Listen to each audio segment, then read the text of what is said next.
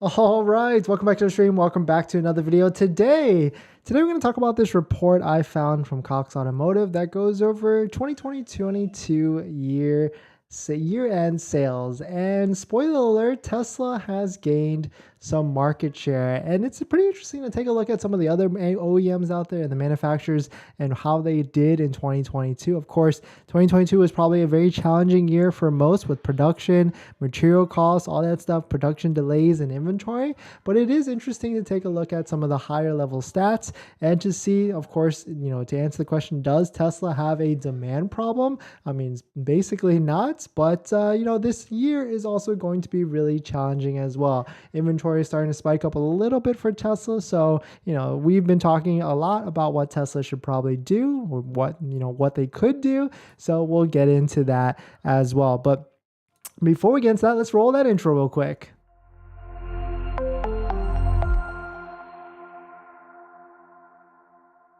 Thanks for watching another stream. Thanks for watching another video. My name is Dennis, and I love talking about Tesla hacking, as I like to call it, but basically just getting the best deal on a Tesla at the best possible price or just getting really good financing on your Tesla. So if you're interested in any of that, please hit that subscribe. We're making the video about this today right now because, it has to do with Tesla and what, if market conditions start to change, then, we might see some discounts as well. So let's take a look at this. So shout out to Cox Automotive for releasing this report.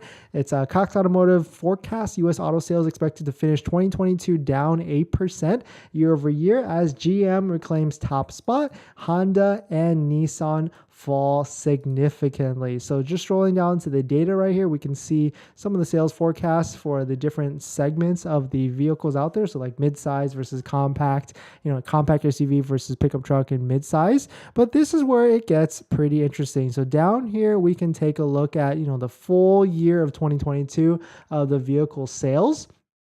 And you can, of course, see that all the brand names are listed as below, but you can see Tesla kind of right here in the middle. Of course, this is US only. So in quarter 4 of 2022 for the US, they sold 133 vehicles or 833,900. And for the whole year, they sold over 500,000 vehicles, 524,000 vehicles. So that's more than BMW. That's more than a bunch of different companies down here listed below. But some vehicles, we're getting close, or Tesla got close on Subaru, VW, like all were kind of within that price, time frame. But this is the big number right here versus current year 2021, 48.9% gain in sales, which is, that's actually pretty significant. And really this interesting thing is this share, the current year of 2022 market share. 3.8% of all vehicles in the US sold were a Tesla at 3.8%, which that's it's not a big number, but it's also not a small number. So they gained 1.4% over 2021 to 2022, and you can see there's a lot of brands here that kind of step back a little bit. You have Stellantis at 0.7% back, Honda negative 2.7% back year over year. What else is there? Everything else is pretty much lower as well. And then we have some gains at here as well. GM 1.6% gain year over year in sales. That's pretty significant. But Tesla coming in at 1.4% gain year over year in terms of market share. But I think the big number here is that, Tesla is, not a force to be reckoned with. Down here we have Rivian with 3,152% increase. But of course, it's a completely brand new, OEM coming out of the gate with their electric truck. So, then there's also been some fanfare as well. But it's interesting to see that crazy increase for volume sales there. But it's also at the same time this, huge number of gaining 49%. Year over year in sales. So, it definitely feels like to me, there's a lot of Tesla vehicles on the roads here in California. It's almost like the Model 3 and the Model Y. Maybe the Model 3 is like the new, BMW 3 Series or Honda Civic with how many there are there. Or maybe it's more so like the Prius because it's efficient and things like that. But, they definitely had a strong 2022 year. And this is some really interesting data. I'll put in the link below if you want to, check it out and look at it yourself to see if there's anything you can pull from it that I'm not seeing. But what's interesting is now that year is over. 2022 is over, and now it is 2023, and inventory is starting to trickle up, just a little bit. Well, maybe it's a lot because Model Y, Model S, and Model X all have basically 400 vehicles off of waitingfortesla.com, which is like that imaginary cap that we've been tracking. But you can see right here, this is a graph that Waiting for Tesla puts together where he tracks, drops day by day that comes available to the site. And you can see there's a nice lift right here today. We had 51 Model S's, 25 Model X's, 15 Model Y's, and 44 Model 3s. And I really thought the Model 3 would be the only vehicle that would kind of stay sold out because, especially the Model 3 standard range, because of the tax credit. But now just hitting this refresh button, there's 287 brand new Model 3s, and a good amount of these are that rear-wheel drive version that qualifies for the tax credit. So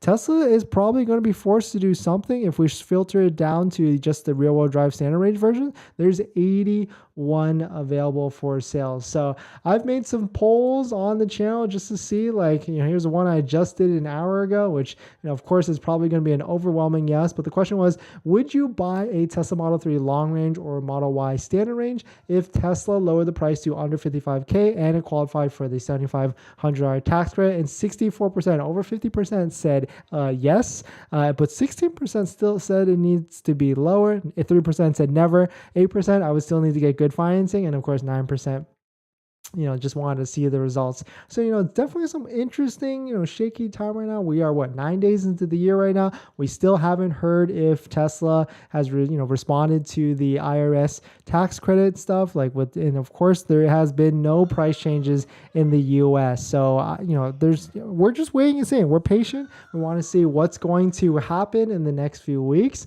I mean, the next key date, there really isn't any besides the earnings call on the 25th.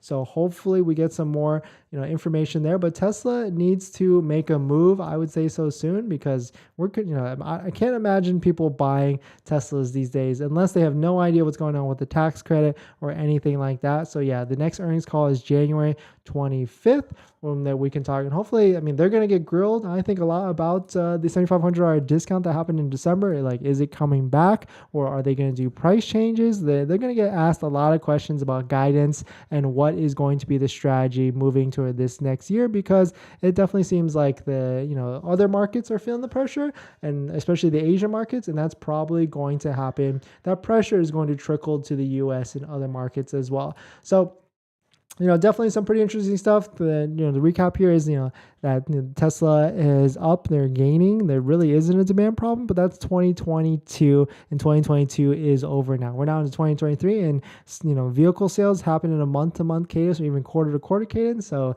I think Tesla needs to make some moves for sure. But what do I know? I'm just a guy on YouTube talking about that just wants a good deal on a Tesla. All right, let's jump into some comments. But before we get into that, check out my links below if you want to support the channel, especially a Patreon link if you want to support the channel. And there's actually a variety of benefits, including scheduling a call with me in the Patreon after you schedule, that you can ask me any questions about buying a Tesla, selling a Tesla, or even financing a Tesla. And after you join, you get a link to my buying guide, which has links to all the resources